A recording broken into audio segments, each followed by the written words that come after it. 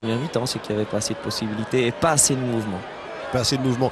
On a vu ici Daniel Van Buiten, justement, qui avait fait ses débuts sous le maillot de Diable Rouge.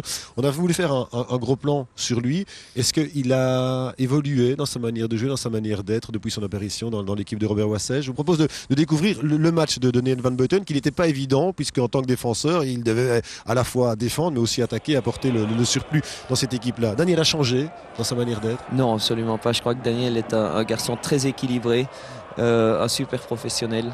Il est conscient d'où il vient, il est conscient de ce qu'il a dû faire et ce que sa famille a dû faire pour en arriver là. Et je crois qu'il est très, très respectueux de tout ça. Et je crois qu'avec lui, il n'y aura jamais de problème au niveau mentalité. Et puis à 22 ans, on le voit déjà s'exprimer, râler comme un patron. J'ai l'impression qu'il est parti pour une grande carrière. C'est certain, je crois qu'on se tromperait très fort si Daniel ne devenait pas un très très grand joueur et un meneur et un leader.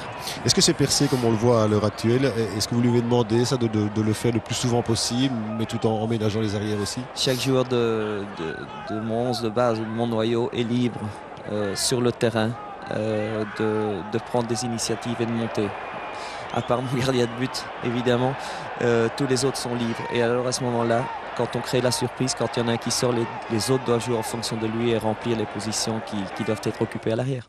Michel, un tout grand merci, surtout d'être resté avec nous parce qu'il fait un